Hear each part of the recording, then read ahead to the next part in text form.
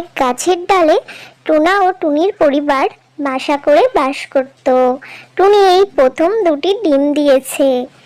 টুনি তার বাসার দিকে এক শেয়ালকে আসতে দেখে। সেই দেখে সে কান্নাকাটি করতে করতে বলে, শিয়াল মামা, তুমি একটু এদিকে এসে দাঁড়াও, আমার কথা শোনো।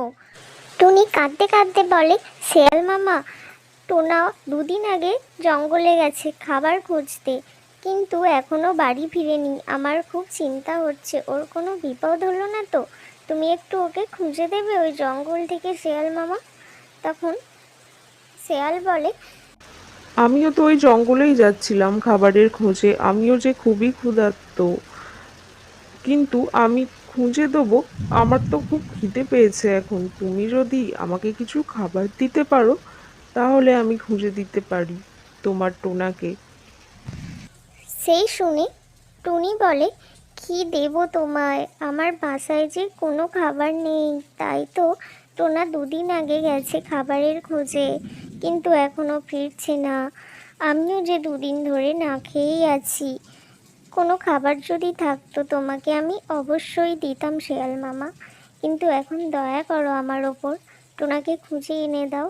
তারপর না হয় আমি একদিন তোমায় নিমন্ত্রণ করে খুব ভালো করে খাইয়ে দেব। আর তোমার এই উপকারের কথা আমরা কোনোদিনও ভুলবো না। আমরা চিরকৃতজ্ঞ হয়ে থাকবো তোমার কাছে। কিন্তু শেয়াল ছিল খুবই দুষ্টু, মতলবী। তাই শেয়াল তখনই একটা বুদ্ধি আঁটলো আর টুনিকে বলল, শোনো টুনি, তুমি যদি তোমার ওই ডিম থেকে একটা ডিম আমায় দাও এখন, তাহলে আমার ক্ষুধা মিটবে। আর আমি ওই ডিম খেয়ে তোমার টোনাকে খুঁজতে বেরোবো।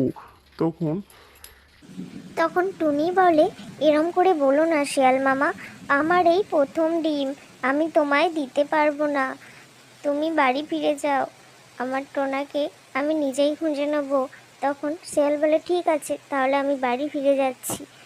তারপর টুনি খুব কান্নাকাটি করতে থাকে আর বলে, হে ভগবান, কেউ কি আমার সাহায্য করবে না? আমি কি টোনাকে তাহলে ফিরে পাবো না? তখনই টুনি একটু অন্যমনস্ক হয়ে পড়ে। তারপর দেখে এক ছোট্ট টুনি দূর থেকে উড়ে আসছে। সেই দেখে টুনি একটু মনে মনে খুশি হয় যে এই ছোট্ট টুনি নিশ্চয়ই তার সাহায্য করবে। তখন টুনি ছোট্ট টুনিকে ডেকে বলে, ছোট্ট টুনি, তুমি একটু দাঁড়াও, আমার একটা সাহায্য করবে। আমার টোনা জঙ্গলে গেছে দুদিন আগে, কিন্তু এখনও ফিরেনি। আমার খুবই ভয় করছে, হয়তো ওর কোনো বিপদ হয়েছে। তুমি একটু খুঁজে দিতে পারবে আমার টোনাকে ওই জঙ্গল থেকে? আমি তো যেতে পারবো না, কারণ আমাকে এই ডিমে পাহারা দিতে হবে। তখন ছোট্ট টুনি সব শুনে বলে, কিন্তু আমি তো এখন খুবই ছোট্ট, আমি তো জঙ্গলে কোনোদিনও যাই না, গেলে তো আমি হারিয়ে যাব, মা খুব বকাবকি করবে। আমি এক কাজ করি, আমার বাবা ওই জঙ্গলেই কাজ করে, খুব শক্তিমান। আমি বাবাকে গিয়ে সব কথা বলছি, বাবা এক্ষুনি গিয়ে টোনাকে খুঁজে আনবে, আমি তাড়াতাড়ি যাই, কেমন? তখনই সেখানে ছোট্ট টুনির বাবা চলে আসে আর এসে বলে, টুনি, তুমি চিন্তা করো না, আমি সবই শুনেছি, আমার মেয়ে আমাকে সবই বলেছে। আমি এক্ষুনি যাচ্ছি ওই জঙ্গলে। ওই জঙ্গল আমার খুবই চেনা। আমি এক্ষুনি গিয়ে তোমার টোনাকে খুঁজে আনছি। টুনি কান্নাকাটি করতে থাকে। আর ছোট্ট টুনির বাবা বলে, কেঁদো না টুনি, নিশ্চয়ই তোমার টোনাকে খুঁজে পাবো, আমি এক্ষুনি যাচ্ছি। তখনই ছোট্ট টুনির বাবা চলে যায় টোনাকে খুঁজতে।